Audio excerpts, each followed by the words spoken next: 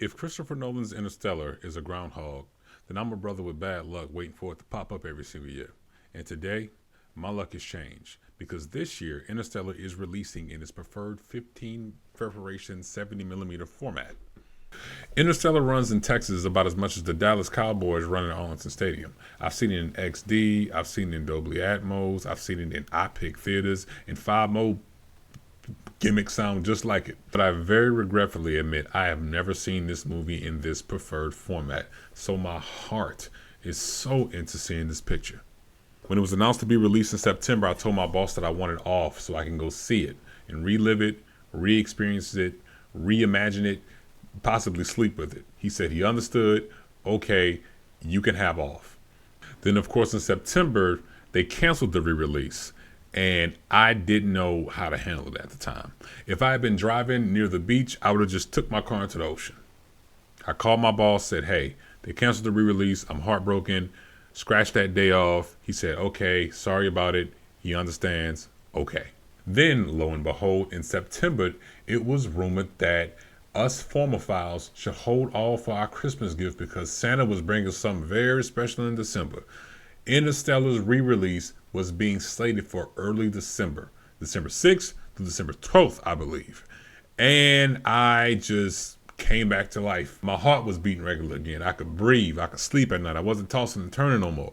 I told my boss, listen, we're getting another re-release in December, and I need that time off so I can see this movie. He said, cool, okay, I got you. That's what he said to me. Then in early November, the tickets went on sale for the Interstellar re-release in 1570mm, glorious 1570mm. And I was like, okay, Cinemark, just take my money.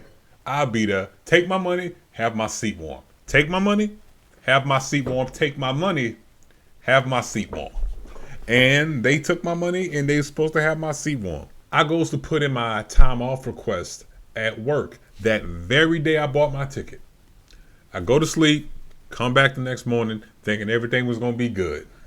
I wake up, I check my schedule the next day, and do y'all know my supervisor, who does about as much work as dental floss in a crocodile's mouth, refused my request for a day off after I had been telling him for months I was going to.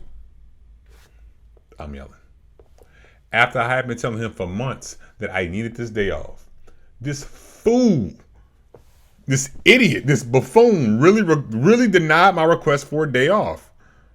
I was so mad that I couldn't even look my boss in the eye the next day without either physically assaulting him, verbally assaulting him, spiritually assaulting him, emotionally assaulting. So he was some kind of way he was going to feel me. So I just no call, no show the next day. And then he calls me like, hey, man, you're not showing. It's not like you, man. You're not showing up. Why'd you show up today? You never not show up. What? I'm like, bro, I told you Interstellar was coming out on early December. And when I got the tickets, I was going to take that day off and you refused it. He was like, oh, man, I forgot, man. Oh. And because I told him a gazillion times, and he knows I told him a gazillion times, he goes back and the day that I no call, no shows, he just approves and just pays me for that whole day, trying to make it up. But he still denies. He still denied me. He still denied me for the day off on December 8th. Like he thinks I'm playing. I'm playing, but he doesn't understand. I play to win.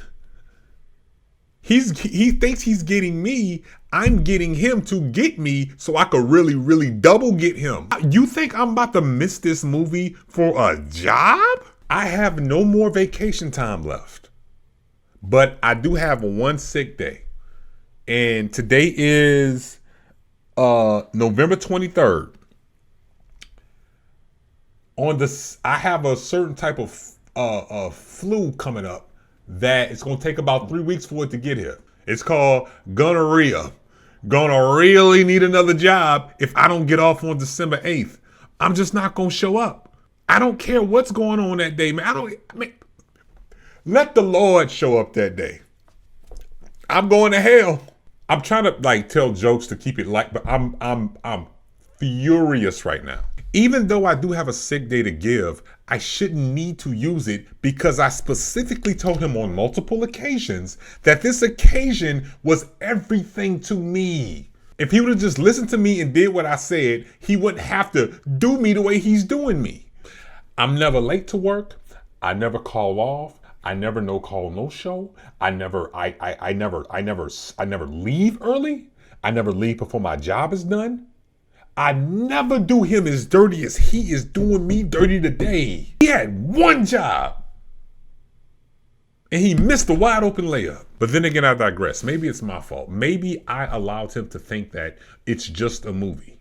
But this movie is as important to me as his wife and child are important to him.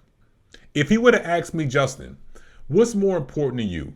Keeping your job and keeping your home, or go and see this movie? I would say that's redundant because this movie is my child. AMC is my home. The AMC CEO is my landlord.